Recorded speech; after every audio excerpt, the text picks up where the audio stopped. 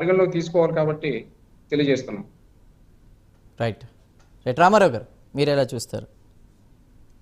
అంటే ఆయన ఒక నిమిషం రామారావు గారు, రిత్విక్ కంపెనీకి 1665 కోట్లు కాంట్రాక్ట్ వచ్చింది అని చెప్పేసి సీఎం రమేష్ గారే ఒప్పుకున్నటువంటి సందర్భం. అంటే మీ బీఆర్ఎస్ హయాంలో ప్రభుత్వం ఉన్నప్పుడు దాదాపు 2000 కోట్ల వరకు కూడా మరి కాంట్రాక్ట్లు అవి వచ్చినాయి. దానికి బీఆర్ఎస్ ప్రభుత్వంకి దీనికి ఏమైనా సంబంధం ఉన్నట్టు విధంగా కూడా ఆయన క్వశ్చన్ చేశారు.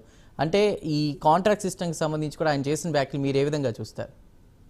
ఇక్కడ అంశం అండి, ఇది వ్యాపార వర్గాలు కంటిన్యూస్ ప్రాసెస్. అదే నేను ఇందాక మేఘా కృష్ణారెడ్డి గారు అదంతా కూడా మీకు చెప్పడం జరిగింది. ఏ ప్రభుత్వం ఉన్నా కూడా వాళ్ళు కాంట్రాక్టులు పొందేటటువంటి అంశం ఉంది. అట్లాగే రిత్విక్ కన్స్ట్రక్షన్స్ అనేది మేమేమి ఇక్కడ సీఎం రమేష్ గారు చెప్పిన దాంట్లో ఒక అవాస్తవం అయితే ఉందండి.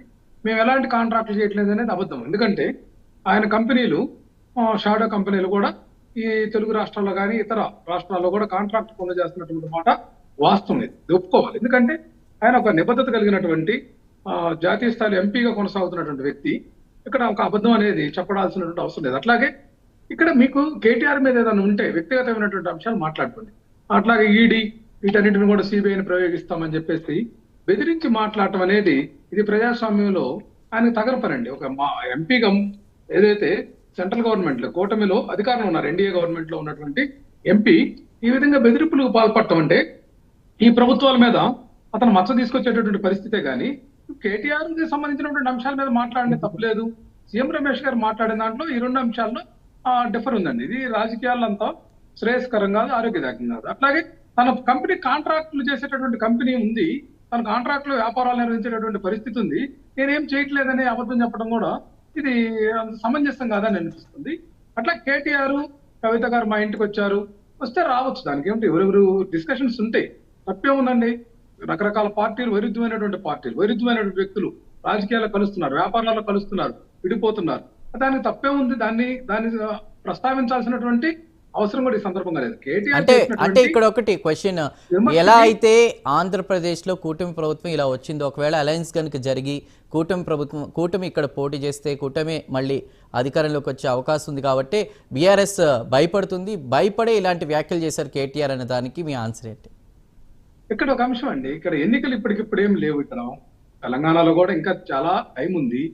అక్కడ పార్టీ కూడా చాలా పార్టీలు హడ్డిల్స్ ఉన్నాయి. ఇక్కడ పరిస్థితి ఏంటంటే మొన్న బీఆర్ఎస్ తీవ్రంగా ఎంపీ ఎన్నికల్లో తీవ్రంగా జీరోకి వచ్చేసేసింది. అయితే అట్లానే ఆ పార్టీ మూలాలు లేవనుకోవడానికి మనం లేదండి. ఎందుకంటే ఇక్కడ సెంట్రల్ లో కానీ ఇక్కడ స్టేట్ లో కానీ ఉన్నటువంటి బీజేపీ కాంగ్రెస్ పార్టీలు సమానంగా చెరొక 8 ఎంపీ సీట్లు సాధించాయి.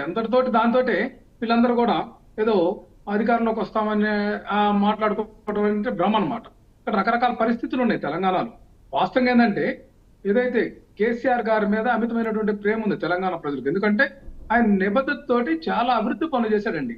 భారతదేశంలోనే ఏ రాష్ట్ర ముఖ్యమంత్రి చేయలేనటువంటి విధానాలు అభివృద్ధి చేసినటువంటి మాట వాస్తవం. ఎందుకంటే మంచిది మంచి అనుకోవాలి. అయితే కొన్ని చిన్న సూక్ష్మమైన లోపాల వల్ల అధికారం దూరం ఉన్నారు. అది మనము మరలా బీఆర్ఎస్ అధికారంలోకి వచ్చుద్దా రాదా, కాంగ్రెస్ వస్తుందా లేదా, బీజేపీ ఏమైనా వస్తుందా, లేకపోతే కూటమి కలిసి పోటీ చేస్తుందా, అసలు ఆంధ్రప్రదేశ్ లోనే కూటమి కొనసాగుతుందా లేదా రోజు రోజుకి చెప్పలేనటువంటి విధానాల వాళ్ళ మధ్య ఏంటంటే పరస్పర వైరుధ్యాలు ఉన్నాయి.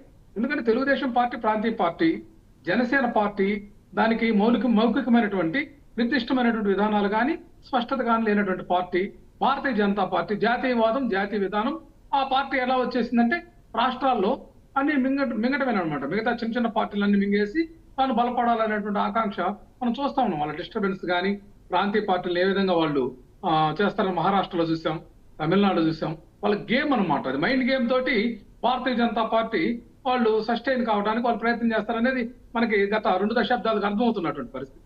ఈ పరిస్థితుల్లో ఏ పార్టీ అధికారంలోకి వస్తుందో మనం చెప్పలేము. ఈ రోజు కాంగ్రెస్ పార్టీ కూడా మంచి నినాదం తీసుకుంది. 42% రిజర్వేషన్లు ఏదైతే స్థానిక సంస్థలు ఉండాలనేటువంటి విధానంలో భారతీయ జనతా పార్టీ కూడా పూర్తిగా బీసీలకు వ్యతిరేకంగా ఉండేటటువంటి భారతీయ జనతా పార్టీ విధానం ఈరోజు చూసాం.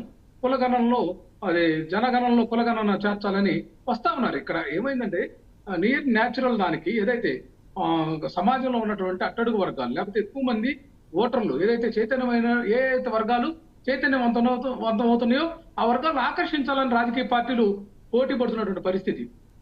రాహుల్ గాంధీ గారు కూడా గతంలో మా తాత ముత్తాతలు తప్పు చేశారు బీసీల పట్ల, నా వైఖరి మార్చుకున్నాను, మా పార్టీ వైఖరి మారిందని బీసీల కోసం చట్టసభల్లో రిజర్వేషన్లు కానీ ఇవన్నీ అంశాలను అట్లాగే జనగణన కులగణన అంశం కానీ ఇవన్నీ రాహుల్ గాంధీ తన పాదయాత్రలో చెప్పడం, వివిధ రాష్ట్రాల్లో సమావేశాల్లో చెప్పడం, అట్లాగే ఆంధ్రప్రదేశ్ విషయానికి వస్తే మనకు ఏదైతే ఇది ఉందో స్పెషల్ స్టేటస్ దాన్ని ఇస్తామని, అంటే ఆకర్షణీయమైనటువంటి లేకపోతే ఈ రాష్ట్రాల యొక్క ఆకాంక్షలు తగిన విధానంగా జాతీయ పార్టీలు కానీ ప్రాంతీయ పార్టీలు కానీ హామీలు ఇస్తూ వస్తున్నాయి. ఆ పరిస్థితుల్లో మనం ఏ పార్టీ అధికారంలోకి వస్తుందనేది, ఈ యొక్క ప్రజల యొక్క ఆకాంక్ష ఏంటనేది మనం అప్పుడే పసిగట్టడం సాధ్యం కాని పని అని నా భావన చెందుతుంది. రైట్. అంటే మనం చూసాం కుటుంబ పార్టీ అనేటువంటి ఒక ముద్ర పడింది బీఆర్ఎస్కి. 10 సంవత్సరాల పాలనలో కూడా నీళ్లు నిధులు నియామకాలని ముందుకొచ్చినటువంటి పరిస్థితి. కానీ ప్రజలకు ఇచ్చిన ఏ హామీలు అమలు చేయలేదన్న ఉద్దేశంతోనే గత ఎన్నికల్లో కాంగ్రెస్ అధికారంలోకి రావడం జరిగింది. మరి ఇప్పుడు ఇక్కడ సిచ్యువేషన్ బట్టి చూస్తే కనుక స్థానిక సంస్థల ఎన్నికలు ఆ ఏర్పాట్లు అవి జరుగుతున్న నేపథ్యంలో ఒక ఐడెంటిటీ క్రైసిస్తో బీఆర్ఎస్ ఉంది. అది నిలుపుకోవడానికి ప్రజల్లో తన ఐడెంటిటీ కోసం ఇట్లాంటి ప్రయత్నాలన్నీ చేస్తూ డైవర్షన్ పాలిటిక్స్లో భాగం తప్ప అక్కడ జరిగింది ఏమి లేదు అనేటువంటి వాదనకి మీరు ఏకీభవిస్తారా లేదా? ఎందుకంటే ఇక్కడ ఒకటే క్వశ్చన్, సీఎం రమేష్కు రేవంత్ సర్కార్ 1660 కోట్లు కాంట్రాక్ట్ ఇచ్చిన మాట నిజమా కాదా అనేటువంటి దానికి ప్రజలు దాని ఆన్సర్ కోసం ఎదురు చూస్తున్నారు. మీకున్న ఐడియా ఇక్కడ ఒక అంశం ఏంటంటే టిఆర్ఎస్ 2 అంశాల్లో తొట్టుపాటు గురైందని నేను కూడా ఇందాకనే ఉదాహరించాను. ఆ పార్టీ పేరు మార్చడం ఒకటి, అట్లాగే వాళ్ళు జాతీయ నాయకత్వాన్ని, జాతీయ స్థాయిలో నాయకత్వం అందుకోవాలని ప్రయత్నం, అట్లాగే కుటుంబ పాలన కూడా, అది కూడా మనం చూస్తా ఉన్నాం. ఈ ప్రాంతీయ పార్టీలు వచ్చింది ఏంటంటే మా నాయకుడు జగన్మోహన్ రెడ్డి గారు అయితే కుటుంబ పాలనకు వ్యతిరేకంగా అక్కడే ఎన్ని డిఫరెన్సెస్. నేనేమంటున్నానంటే ఇక్కడ తెలుగుదేశం పార్టీలో కూడా కుటుంబ పాలన. రమేష్ గారి వ్యాఖ్యలు విన్నారా? రమేష్ గారి వ్యాఖ్యలు విన్నారా? ఆయన ఏపీలో నెలకొన్న పరిస్థితుల గురించి కూడా మాట్లాడారు. ఇంట్లో కుంపటి ఉంది, ఎలా అయితే ఏపీలో జగన్మోహన్ రెడ్డి గారు షర్మిల ఇష్యూ ఉందో ఇక్కడ కూడా ఆ ఇష్యూ ఉంది. ఆ ఇష్యూ నుంచి ప్రజల్ని దూరం పెట్టడానికి ఇలా మాట్లాడి ఉండొచ్చు అని కూడా కామెంట్ చేశారు. మరి దానికి మీరేమంటారు? ఇక్కడ షర్మిల గారి అంశం డిఫరెంట్ అండి. ఇక్కడ చందు గారు మనం చూస్తా ఉన్నాం, షర్మిల గారు అక్కడ ఆస్తులు, ఇక్కడ పదవులు. వినండి చందు గారు, ఇక్కడ తెలంగాణలోనే రాజకీయాలు చేస్తానన్నటువంటి ఆవిడ చంద్రబాబు నాయుడు గారితో రేవంత్ తోటి కలిసి ఆంధ్రప్రదేశ్ కి ఇంపోర్ట్ అయింది. జగన్మోహన్ రెడ్డి గారి మీద వ్యక్తిగత కక్షతోటి ఆమెను ఇంపోర్ట్ చేశారు. అది వేరే అంశం. నేనేమంటున్నానంటే కవిత గారి అంశం వేరు. ఇక్కడ హరీష్ రావు గాని, కవిత గాని, ఇప్పుడు కేటీఆర్ గాని అంతకు ముందే అధికారం అనుభవించారు అందరూ కూడా కుటుంబంలో. ఇక్కడ వైఎస్ఆర్సీపీ హయాంలో, జగన్మోహన్ రెడ్డి గారి హయాంలో ఎక్కడా కూడా షర్మిల గారికి అధికారం కానీ పంచడం కానీ లేకపోతే వారసత్వ రాజకీయాలు ఎక్కడ ప్రవేశపెట్టలేదు. ఇక్కడ వారసత్వ రాజకీయాలకి మేము వ్యతిరేకంగా ఉన్నటువంటి పవన్ కళ్యాణ్ గారు ఈ మధ్యనే చూసాం కదా మనం, నాగబాబు గారిని ఎమ్మెల్సీకి తీసుకొచ్చి మంత్రి చేయాలనేటువంటి విషయం. అట్లాగే సామాజిక సమతుల్యత కూడా Janasena sorry for the interruption. Pawan Kalyan గారు మాట్లాడినటువంటి వీడియో, ఒక ఇంటర్వ్యూకి సంబంధించి ఒక జర్నలిస్ట్ అడిగితే దానికి ఆన్సర్ ఇవ్వడం నేను చూశానండి. అది నా పరిధిలోనే ఉంది. ఆయన దానికి కరెక్టా కాదా చూసుకుని నేను ఇస్తానన్నారు, కానీ ఆయన దాన్ని సపోర్ట్ చేయలేదు. దయచేసి అది వక్రీకరించొద్దు. ఒక అంశం ఇక్కడ చందు గారు, ఇప్పుడు చంద్రబాబు నాయుడు గారు ముఖ్యమంత్రిగా ఉన్నప్పుడు తన కుమారుడు లోకేష్ ని మరలా అదే కేబినెట్ లో మంత్రిగా కొనసాగించడం అంటే ఇక్కడ లిమిటేషన్ ఉంది. 25 మంత్రుల్లో ఒక కుటుంబం ఈ పరిస్థితి ఉంది. అట్లాగే జనసేన అదే కదా దాని ప్రతిపాదన. కేవలం చంద్రబాబు నాయుడు గారు తన లేఖలో, తన లెటర్ హెడ్ మీదనే నాగబాబుని మంత్రి చేస్తామని లెటర్ వచ్చింది కదా. ఓకే, అది మరొకసారి మళ్ళీ ఖచ్చితంగా డిబేట్ పెడదాం. మళ్ళీ ఇప్పుడు డైవర్ట్ అవుతుంది నిర్ణయాలు ముఖ్యమంత్రి హోదాలు రైట్ మాట్లాడదాం రామారావు గారు మాట్లాడదాం. మళ్ళీ ఒక స్మాల్ బ్రేక్ తీసుకుని మీ దగ్గరకు వచ్చేస్తాను.